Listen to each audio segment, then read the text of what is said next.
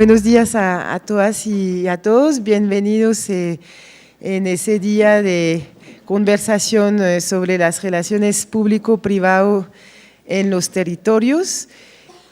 Quiero disculpar a ciertos estudiantes que tenían que acompañarnos hoy, pero que están bloqueados en los terminales de transportes. Esperamos que puedan llegar, el tráfico está muy pesado esta mañana. Les invito a pasar al panel de introducción de la mañana de hoy con Guilhem Calvo, moderador, Maurice Bernard, director de la Agencia Francesa de Desarrollo, y Jorge Díaz, vicepresidente de Gobernanza en la Cámara de Comercio de Bogotá. Sin tardar, les doy la palabra. Muchas gracias.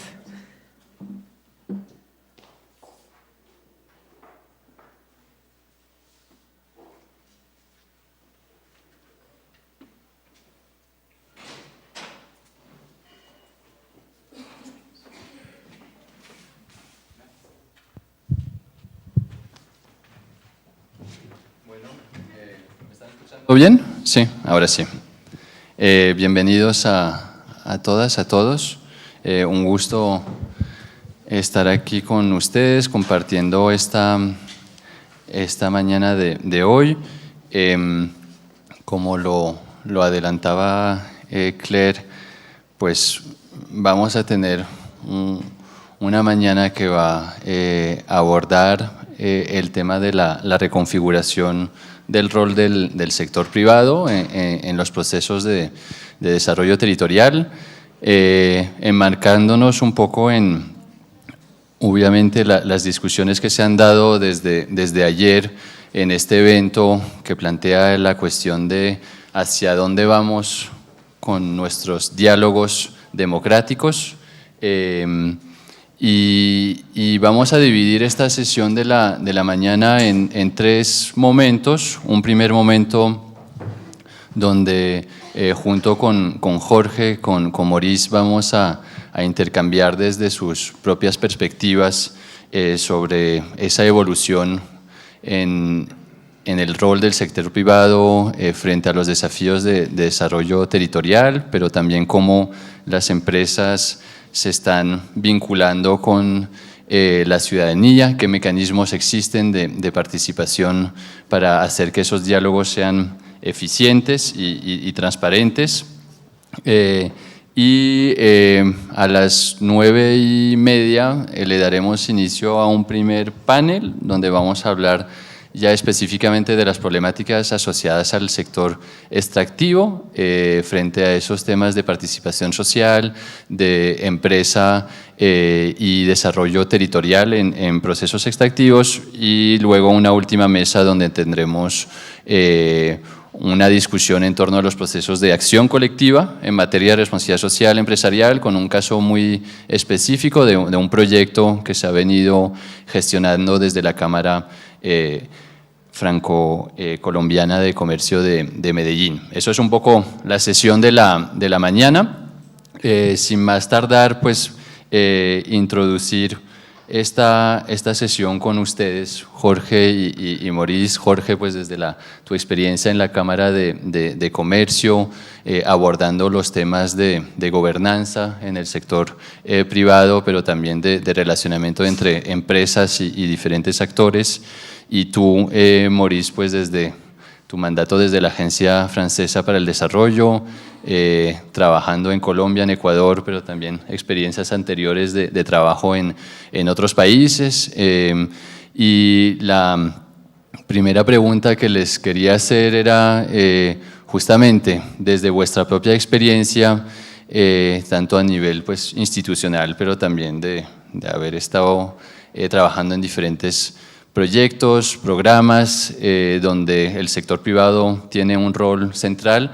¿Cómo han visto ustedes esa evolución en el rol del sector privado en el momento de abordar problemáticas de desarrollo local, de desarrollo territorial?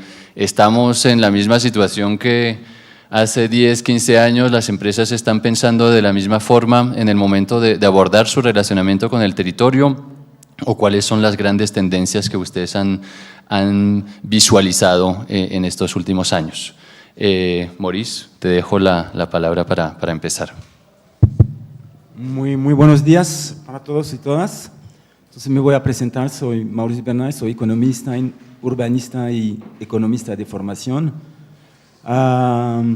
Empecé mi carrera trabajando con la sociedad civil en una ONG durante 3 años. Después trabajé con un gobierno local y seguí con 20 años en el sector privado, con multinacionales, y también los 7 últimos años con mi propia empresa, antes de entrar en el sector público, la Agencia Francesa de Desarrollo, que está a cargo de la política de financiamiento de ayuda al desarrollo de Francia. Yo creo que es muy difícil responder una pregunta tan genérica y me parecería útil tal vez compartir con ustedes las distinciones que creo que tenemos que hacer cuando hablamos de sector privado, porque sector privado, hay mucho sector privado muy diferente y es muy difícil tener hacer juicios genéricos. Yo creo que primero hay que acordarse que una característica del Homo sapiens que somos y cuál fue su ventaja comparativa vis-à-vis los otros animales, incluyendo el neandertal que superamos, es la capacidad de asociatividad. Yo creo que es fundamentalmente muy importante y hay varias formas de asociatividad, es decir, de formas en las cuales los humanos trabajan juntos para metas que son propias. Una de ellas es la empresa. La empresa es una forma de asociación de humanos con su propia estructura, sus propias reglas. Yo creo que vis-à-vis otras formas de asociatividad, las empresas tienen particularidades que hacen o que pueden complexificar la colaboración. Y la principal de ellas es que agrupan 2 grupos muy distintos. El primero son los accionistas de la empresa y el otro son los trabajadores. Bueno, no voy a entrar en las teorías económicas, pero hasta ahora la pregunta de cómo repartir los beneficios o el valor agregado entre el capital financiero y el capital social, creo que todavía, y eso hay que estar consciente que genera obviamente complejidad en la forma en las cuales las empresas se comportan. El segundo punto que quería hacer, sector privado es demasiado genérico y bueno, yo puedo proponer categorías muy generales, pero que me parecen comportar comportamientos muy diferentes. Primero, hay las empresas que rinden servicio público, es decir, que trabajan por cuenta del sector público. Aquí son todas las empresas que directamente o indirectamente rinden un servicio público, que sea manejo de un sistema de agua, construcción, hasta la construcción de un sistema de transporte público, hasta las empresas que construyen los programas de 4G de carreteras en Colombia. Todas, digamos, directamente o indirectamente generan bienes públicos, pero son pagados para esto. Entonces, estamos en el rol, digamos, muy tradicional en el cual la empresa está pagado para rendir un servicio o producir bienes o obras que van a estar utilizados. El segundo grupo, que pienso que todas las empresas de business to consumer, la producción de todo lo que consumimos, de los carros hasta Postobón o Coca-Cola, lo que quieras. Esos tienen obviamente se podrían subdividir, pero bueno, yo creo que es un grupo distinto. Y el tercero, yo creo que es específico, son digamos, las empresas que están en la economía extractiva. ¿Por qué? Porque la economía extractiva tiene una huella ambiental y social, particularmente vis-à-vis de las poblaciones que vivían en los territorios, que rinden su trabajo o que rinden, digamos, que los hacen una categoría un poco especial. y que es el objeto de mucha atención. A veces, como siempre, atención puede ser un poco exagerada. Y yo creo que hay un último punto que quería hacer, que es la responsabilidad social y ambiental. De la misma manera, creo que cuando hablamos de responsabilidad social y ambiental, muchas veces mezclamos muchas cosas. Responsabilidad social y ambiental de las empresas yo veo principalmente dos. Es la responsabilidad social y ambiental interna, vis-a-vis principalmente de sus empleos y de sus clientes, más o menos, porque, digamos, la producción socialmente y ambientalmente sostenible de los productos es un beneficio a los clientes, y hay la responsabilidad social y ambiental externa. Usted, hasta ahora, aunque las empresas y varias de ellas han internalizado muchos aspectos, pero cuando usted mira la organización de las empresas, usted puede ver que hasta ahora, en las mayorías de las empresas multinacionales o grandes empresas locales, responsabilidad social y ambiental o vicepresidencia de sostenible siempre está atado a comunicación. Eso yo creo que dice mucha cosa. Es decir, que es por motivos, los principales motivos son motivos de comunicación y de imagen. No significa que lo que hace no tiene beneficios, pero son muy pocas las grandes empresas que han internalizado la responsabilidad social y ambiental dentro de su core business. Y yo creo que de una manera eso ilustra un poco el camino que queda por hacer para que pasar de los discursos y para totalmente internalizar. Obviamente, hay también otro instrumento de las empresas muy importante, pero que también, digamos, es del orden del altruismo. Eso no significa que lo que hacen son las fundaciones. En Colombia muchas empresas, todas las multilatinas tienen fundaciones que hacen un trabajo estupendo, y es la manera, pero es realmente eso es o por razones de, y eso va a depender de los accionistas. Bill Gates tiene una fundación que hace un trabajo, pero esto al nivel mundial, pero totalmente fabuloso. Eso no lo impide que este año se aumentó su fortuna personal de $20 billones.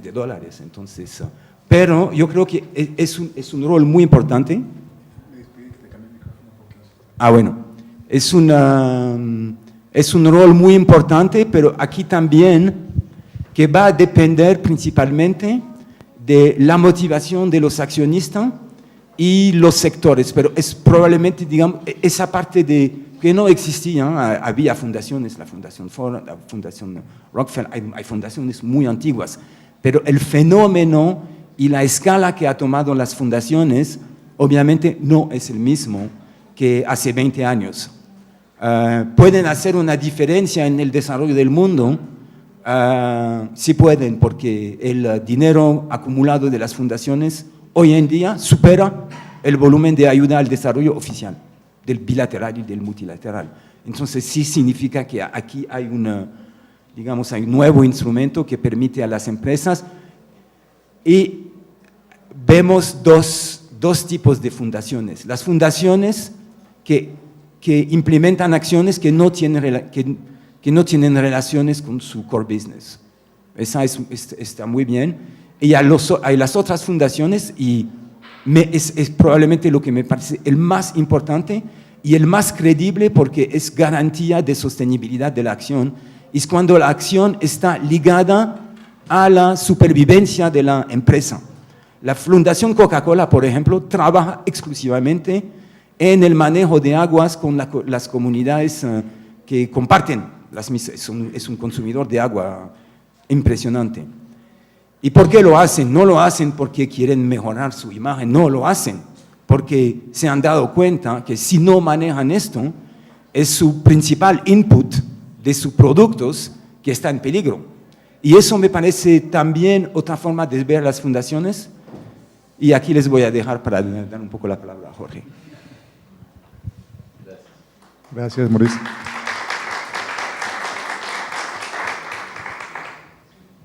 Bueno, en primer lugar, quiero agradecer a las personas que organizaron el evento, que me dieron la oportunidad de participar en este encuentro, mis compañeros de panel, a Guillén como moderador, Maurice. Bueno, en primer lugar me gustaría como poner un poco en contexto,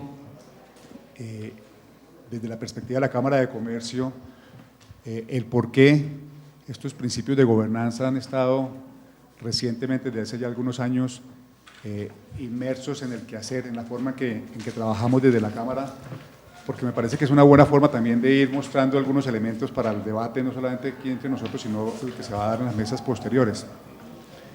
Nosotros, desde la Cámara, entendimos de la forma, digamos, incluso hasta más dolorosa, que el ejercicio de nuestra función, incluso en aquellos temas estrictamente misionales, del absoluto interés de un sector empresarial como una Cámara, que es propiciar un entorno favorable para los negocios, promover el emprendimiento, buscar aquellos talentos en la sociedad de personas que quieren generar empresa y acompañarlos en ese proceso, llevarlos a buen término, promover la inversión y la instalación de empresas extranjeras y de inversión en la ciudad.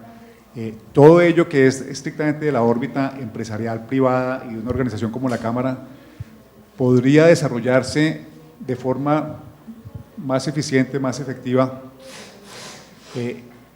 en algunos casos exclusivamente si lográbamos contar con la participación de todos los actores de la sociedad.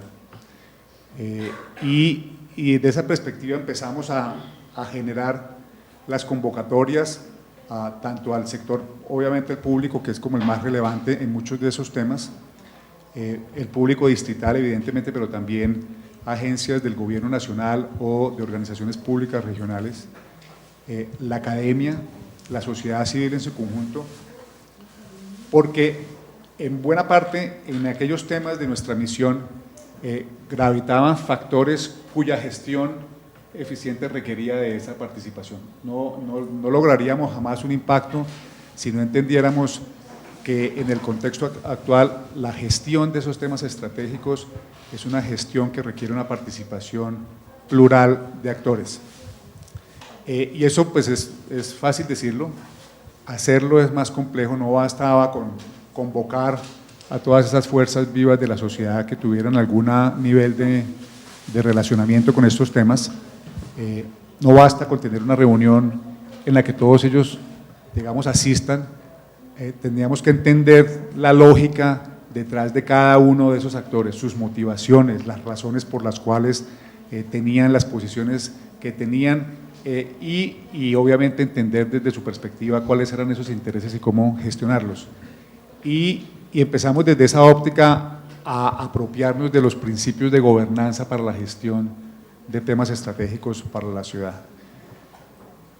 Hicimos un primer esfuerzo por entender esos actores. Hace un par de años aplicamos una encuesta que llamamos la encuesta de gobernanza en nuestra área de jurisdicción. La Cámara de Comercio tiene un área de jurisdicción que supera los límites de Bogotá. Estamos en Bogotá y en 19 municipios, en 59 municipios alrededor de Bogotá, en Cundinamarca. Y en buena medida, digamos, las restricciones en la gestión estratégica de ese territorio se generan por la falta de entendimiento de todos esos actores, y lo vemos permanentemente. Hoy seguramente buena parte de los problemas que tuvimos antes de ayer o ayer en el transporte público, el sistema de transporte no llega, no está al límite de Bogotá y entonces no somos capaces de llevar un Transmilenio eficiente a Soacha, no hemos sido capaces de llevar un Transmilenio al aeropuerto del Dorado porque no hay una lógica de entendimiento racional entre el gobierno nacional y el gobierno distrital. La gestión del agua en los territorios, los problemas de seguridad, de logística, de cercanía, en fin, hay una serie de problemas de gestión territorial que hoy no se han superado por la incapacidad de la participación multiactores y de la gestión multiactores de esos problemas. Y quisimos entonces entender esa lógica y aplicamos nuestra encuesta de gobernanza a sector público, privado, academia, sociedad civil de Bogotá y de al menos los 19 municipios que rodean a Bogotá. Y traje algunas cifras para ambientar un poquito el debate de lo que encontramos con esta encuesta. Es una encuesta que aplicamos hace 2 años. Obviamente las variables que evaluábamos con la encuesta no son variables que se modifican en el corto plazo. Vamos a aplicar la segunda encuesta, esta fue una línea de base a finales de este año. Y la hicimos sobre la base de entender que para una buena gobernanza deberíamos tener una mejor percepción de cómo los actores estaban entendiendo temas como la transparencia, la participación, la confianza, el liderazgo, quienes estaban asumiendo los liderazgos en estos temas, y un último pilar que era un poquito más, digamos, efectista si se quiere, y era cómo percibían las posibilidades de tener estrategias compartidas entre los diferentes actores y entre los diferentes municipios en un mismo territorio. Y los resultados fueron, pues, de pronto no sorprendentes porque eran lógicas que ya uno puede percibir en el día a día, pero sí fueron bastante preocupantes por sus niveles. Eran calificaciones de 0 a 100, y una de las peores calificaciones que recibimos desde todos los actores en todas las territorios en los que aplicamos fue la de la confianza. 14 sobre 100 fue la calificación que dieron todos del nivel de confianza que tenían unos a otros. Obviamente cada uno desde su perspectiva. El sector privado y la sociedad civil desconfían profundamente de la forma en que el sector público utiliza los recursos. Y el sector público desconfía profundamente del cumplimiento de las normas tanto de la ciudadanía como de los empresarios o del sector privado. Y así eso es como un ejercicio que se va replicando cotidianamente desde la perspectiva de cada uno de esos actores. ¿Qué decir de transparencia? Transparencia tuvo una calificación del 22%, obviamente hay que entender pues los contextos. Tradicionalmente en esa época estábamos hablando de los problemas del robo de Bogotá, el saqueo al que fue sometida Bogotá en esa época, pero si la aplicáramos hoy yo no creo que el resultado fuera mucho más alentador a la luz de lo que está sucediendo con todos los problemas de corrupción. Y obviamente en el tema de contratación fue demoledora la calificación en materia de transparencia. Liderazgo igualmente una mala calificación, 21% o el 21 sobre 100. Y también aquí pues los problemas son evidentes. La gente o está esperando que llegue el Mesías y lidere todas las transformaciones de la ciudad, o simplemente desconfía del otro para tener un trabajo compartido de liderazgo. Y en eso también hemos trabajado. Les contaré después algunas de las experiencias que hemos hecho con ejercicios multiactores. Y en materia de participación, la gente reconoce que hay instancias de participación, pero en buena medida muy restringidas a objetivos meramente consultivos. Vamos a reunir aquí a la gente y le vamos a consultar algunas de las propuestas. Y ustedes lo ven en las rendiciones de cuentas, pues nos van a decir que hubo 75 talleres, que asistieron 10.800 personas, y al final de ahí salen un documento, un plan de ordenamiento, una política pública de educación, etcétera, etcétera, sobre la base de una participación que del fondo fue realmente un mecanismo de consulta que no involucró de manera decidida a la ciudadanía o a los otros actores en esos ejercicios. Y una de las cosas que más nos llamó la atención es que en los temas de estrategia compartida, realmente lo que más podría convocar a todos esos actores era la posibilidad de construir de manera conjunta una visión de futuro. Que si bien los intereses hoy son muy disímiles y legítimamente disímiles, algo que convocaría a todas estas fuerzas vivas de la sociedad es un ejercicio compartido de construcción de futuro, porque seguramente hoy las diferencias son tantas que algunos días serán irreconciliables, pero en la medida en que tratamos de imaginarnos como sociedad en un digamos un futuro obviamente no muy lejano, 2025, será más fácil encontrar coincidencias. Esto obviamente pues, nos generó unos enormes retos. Si realmente pretendemos que la gestión territorial, que la gestión de los temas estratégicos pase por la participación activa de todos esos actores, pues hay unos temas fundamentales que hay que atender. Y aquí, evidentemente, pues está clarísimo que uno de ellos es la confianza. Cómo generar confianza entre todos los actores y nosotros desde la perspectiva privada, cómo lograr que el ciudadano y el sector público entiendan que el sector privado tiene un rol distinto que jugar. Y aquí ya entro entonces en tu pregunta de la evolución. Y un poco como mencionaba Maurice en su intervención, pues creo que estamos en una evolución muy favorable en el sentido de que la lógica de operación empresarial, en un principio, por lo menos esas localizaciones, de pronto en la mesa de hoy pues será mucho más evidente, las decisiones de localización en un territorio obedecían más a una lógica, digamos si se quiere estrictamente funcional desde el punto de vista productivo. Yo me localizo en un territorio o porque requiero de los recursos naturales de ese territorio, y ahí ven toda la discusión de las industrias extractivas, pues uno no se imagina a Cerro Matoso en otro sitio que en Montelíbano, donde están los yacimientos de ferroníquel. Esa es la lógica de esa localización. Otros lo harán por razones distintas, porque tienen un mercado cautivo cerca, y eso sucede mucho en las industrias en Bogotá. 8 millones de bogotanos o de habitantes de esta ciudad, 10 millones contando los municipios cercanos con el mayor poder adquisitivo del país, y esa lógica también los obliga a estar ahí, o porque requieren de un talento humano que en otras zonas no encontrarían. También sucede en Bogotá. Bogotá es reconocida por la calidad del talento humano que le ofrece a las empresas, a pesar de que todavía hay algunos divorcios, brechas en materia de pertinencia de la educación y lo que están requiriendo el sector productivo. Y esas eran como las lógicas de operación. Hoy eso ha cambiado. Hoy las empresas están entendiendo que tienen un rol distinto que jugar, y creo que en eso ha habido afortunadamente una presión de la ciudadanía para que así sea.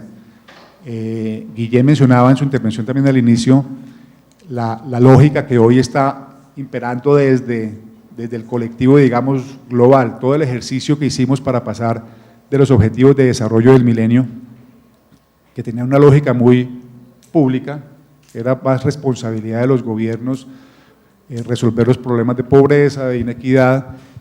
Hoy la Agenda 2015-2030, en el marco de los Objetivos de Desarrollo Sostenible, pone en el centro de esas obligaciones y de esa gestión al sector privado. Y uno lo ve, ¿son qué? 16 objetivos de 17. Incluso en los que tradicionalmente hemos entendido como responsabilidades públicas, salud, educación, pobreza, hay una competencia clarísima definida para el sector privado. Y gracias a esas presiones, a esa lógica que se está imponiendo en todo el mundo, las empresas en nuestro territorio, de una forma todavía precaria y tímida, están entendiendo que deben jugar un rol distinto, un rol, y que por la misma lógica nuestra de la Cámara, y por eso quise hacer alusión a este ejemplo práctico nuestro, están entendiendo que la gestión de los temas que les competen a ellas mismas pasan por entender las lógicas de los otros actores en los territorios donde operan, y me parece que eso se está dando. Insisto, todavía de manera muy precaria, todavía pues en una sociedad que ha vivido en los últimos 50 años en conflicto, pues obviamente esas lógicas de relacionamiento obedecen también a las lógicas de un país en guerra, no solamente como víctimas, sino hay que reconocerlo como personas que usufructuaron esas condiciones débiles institucionales que se generaron a raíz del conflicto en esas zonas, pero lo estoy viendo en buena parte de las empresas con las cuales trabajamos, que esa evolución se está dando de entender las lógicas territoriales y los actores que en esos territorios operan al lado de ellas.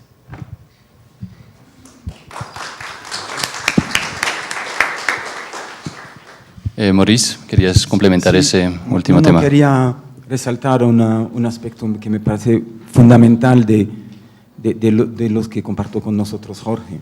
Yo creo que antes de imaginar cambiar el rol de los diferentes actores, tenemos que, a través del diálogo, mejorar la confianza. Y para mí mejorar la confianza es entender cuál es el papel del sector privado, del sector público, de la sociedad civil, entender, aceptar, tener los instrumentos de regulación para asegurarse que cada uno lo haga bien, Y probablemente, porque tú mencionaste la desconfianza entre el público y la sociedad civil y el privado, pero yo diría también que hay desconfianza de la sociedad civil vis-à-vis de los dos otros actores, hay desconfianza del sector privado vis-à-vis de...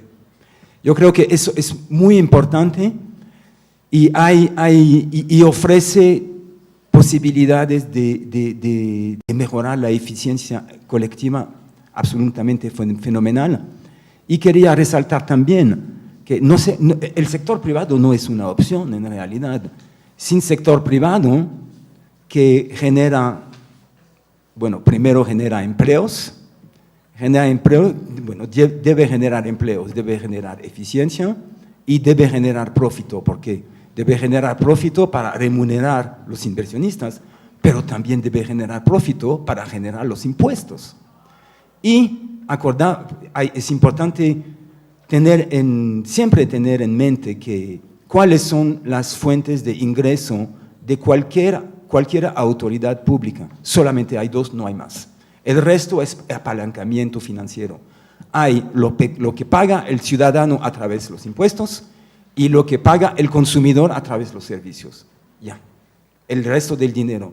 Y los estados, los gobiernos centrales o locales, dependen de una manera muy importante, en realidad, de toda la fiscalidad que viene de la actividad del sector privado. Entonces, realmente no es una opción.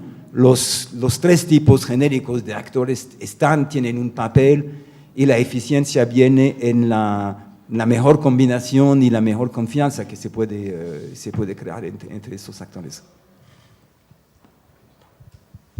Bien, muchas gracias. Me parece que estamos abordando de lleno muchos de los temas que nos van a acompañar esta mañana.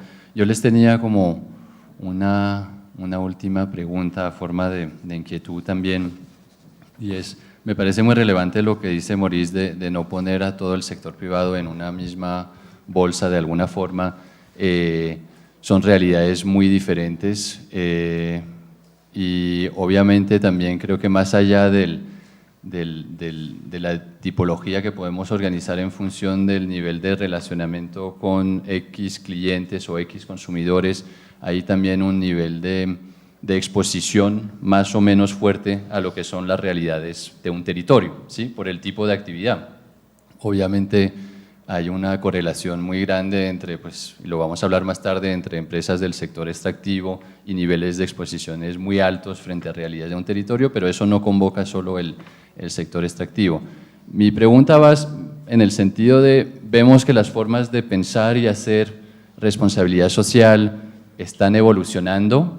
Podríamos asumir que de una lógica de todo comunicación se están dando ciertas innovaciones. Hemos visto o estamos viendo también una transición muy fuerte entre pensar la responsabilidad social más allá del mero cumplimiento legal, que eso no es responsabilidad social per se, pero las empresas en muchos casos se han visto enfrentadas a, pues yo no he venido a desarrollar un territorio, yo he venido a desarrollar mi propio negocio. La realidad es que me veo inmerso en unas necesidades sociales brutales de territorios con una debilidad institucional muy grande y que por lo tanto pues yo tengo que responder a múltiples demandas sociales de múltiples actores en un territorio y como pues lo mío no necesariamente es lo social, lo primero que sé hacer es filantropía, ¿sí? Que es de pronto lo más fácil y en términos de comunicación probablemente lo más efectivo. Pero como tú, Jorge, lo planteas muy bien, el nivel de desconfianza de la sociedad, desconfianza y de control también ha ido creciendo y de alguna forma, y será interesante conocer la perspectiva de los empresarios más adelante, ya la gente pues no le come de la misma manera el cuento al sector privado y de cada vez más hay una necesidad de reinventarse y de salir de la mera filantropía y de pensarse como un actor del desarrollo y de ver efectivamente, como decía Maurice, pues yo como vinculo mis inversiones sociales no de forma desinteresada de mi negocio, porque eso no lo hace sostenible, y como de alguna forma, sí, yo quiero ser estratégico con mis inversiones sociales, quiero que le pegue más a mi core business La sociedad desconfía de mi rol como sector privado, pero yo también como sector privado desconfío del rol del sector privado y otros actores. A donde va mi pregunta es la siguiente: en ese clima de desconfianza, en ese clima de evoluciones de las formas de pensar y hacer responsabilidad social, eso nos lleva a un tema de liderazgo, como tú planteabas. En territorios rurales, no visto desde acá, Bogotá, pero en territorios rurales donde las necesidades son inmensas, donde las capacidades del Estado son muy pocas y las empresas están ocupando un rol central en el desarrollo de esos territorios, ¿quién debería, y no espero que me respondan esa pregunta de tesis en 2 minutos, pero cómo se van a reconfigurar un poco esos liderazgos a nivel de los territorios para que de alguna forma se vuelva a generar una confianza y, como tú decías, se puedan dar visiones conjuntas de construcción del futuro? Porque una cosa es tenerla desde acá, desde este auditorio, y asumir que vamos a tener esa visión de futuro. Otra realidad es tenerlo en esos territorios rurales. ¿Es el sector privado quien tiene que liderar esos temas de visión conjunta de futuro? ¿Es más el sector público? No me digan que la respuesta fácil es que todos lo hagan, sino realmente cómo masticamos un poco esos temas en una realidad más local.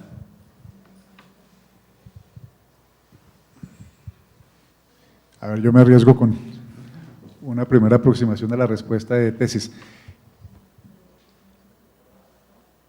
Nuestra experiencia reciente, justamente en esta lógica de entender que la gestión de temas estrictamente relacionados con el desarrollo empresarial pasa por la convocatoria de actores, pero también por temas muy estratégicos que superan eso, pues al final uno ve cámaras de comercio como la de Bogotá metida en temas y la gente nos dice, pero ustedes ¿por qué organizan una cumbre mundial de premios Nobel de paz como la que hicimos hace un mes?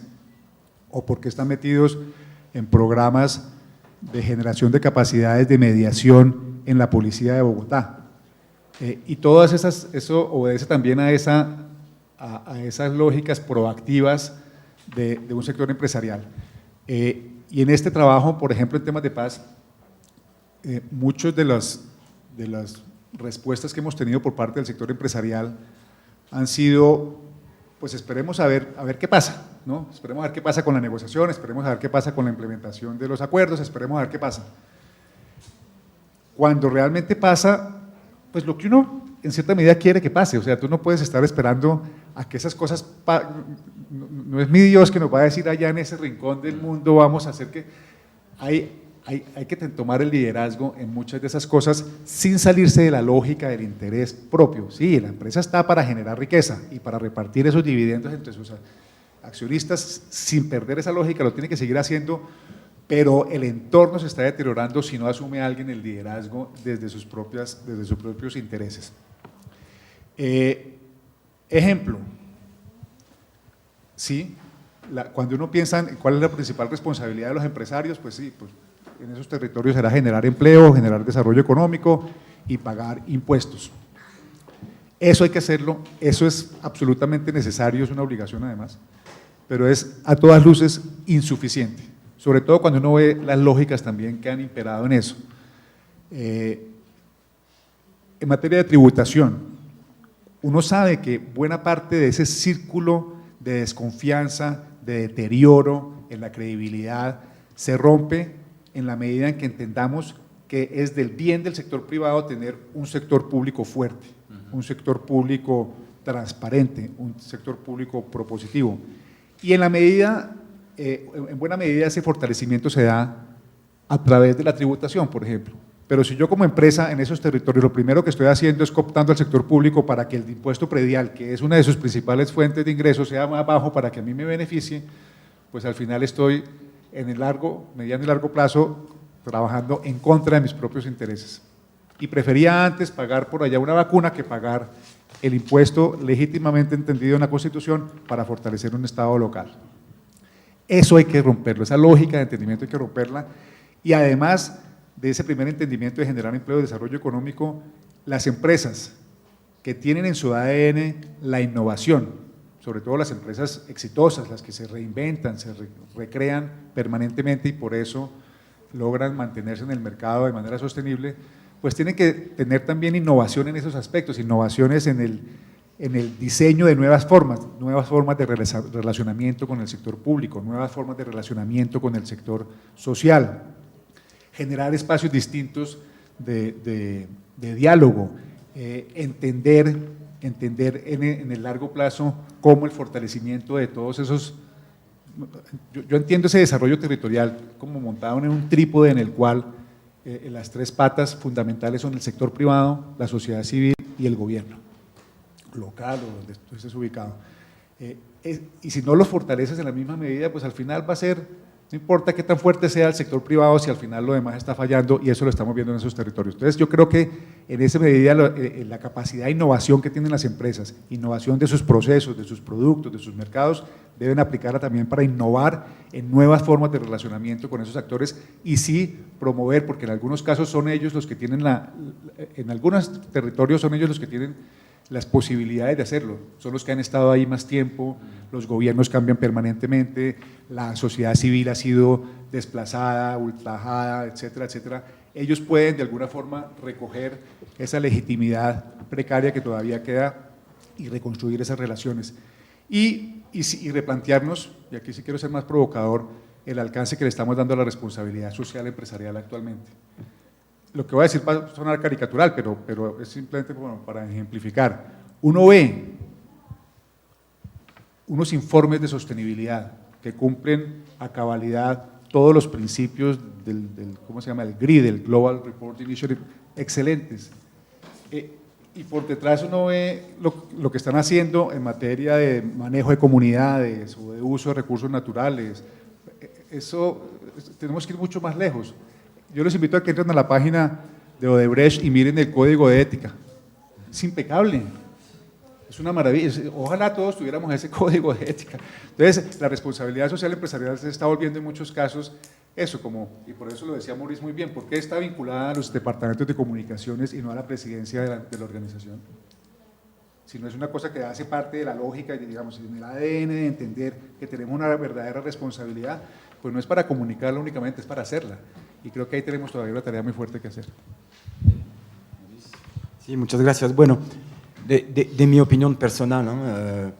Yo creo que visto de los territorios, en particular de los territorios rurales, donde están los desafíos digamos, de la implementación de los acuerdos de paz, o en general, yo creo que los factores de desconfianza, el primero que no se mencionó hasta ahora, es la desconfianza total entre los gobiernos locales y el gobierno nacional. Eso es una realidad en Colombia, tiene varias razones, pero es una realidad. El segundo también es la desconfianza, en particular en los territorios, de la sociedad civil vis-à-vis un tipo de sector privado. Y cuando yo hablaba del sector extractivo, yo incluyo en el sector extractivo la agricultura intensiva que acaba con suelos en 5 o 6 años, soya, por ejemplo, o palma, para mí es la misma cosa. Entonces hay falta de confianza. Yo creo que la raíz de estos problemas, que no son exclusivos o no son, que tampoco cubren todos los problemas, vienen de 3 factores. El primero es que no hay presencia del Estado Nacional en los territorios. Entonces, eso es realmente un déficit que hay, porque es imposible implementar políticas nacionales si no tienes representantes en los territorios. El segundo es que hay una brecha demasiado grande entre el discurso político hasta las leyes y la capacidad del gobierno de implementar y hacer respetar. Entonces hay asimetría, porque si uno hace, no sé, por ejemplo, tiene magníficos planes de proteger el capital ambiental y al mismo tiempo, en el mismo Plan Nacional de Desarrollo, uno de los primeros artículos es que aceptar que la industria extractiva no tiene que respetar la norma, obviamente hay un problema de credibilidad, yo creo. Y yo creo que el tercer factor también en la capacidad, también, y eso viene con la policía de reglamentación, la capacidad de verificar que la norma se aplique. Yo creo que el tercer factor, y es una realidad, y que yo creo que hay una gran desconfianza entre la sociedad civil y el sector privado, es que se percibe, no sé cuál es la realidad, que hay una asimetría en realidad entre la manera en la cual debería funcionar de manera clara y de manera equilibrada la relación entre estos tipos de actores. Es que se percibe en la sociedad civil que hay una influencia exagerada del sector privado a través de los gremios en la formulación de las políticas públicas nacionales.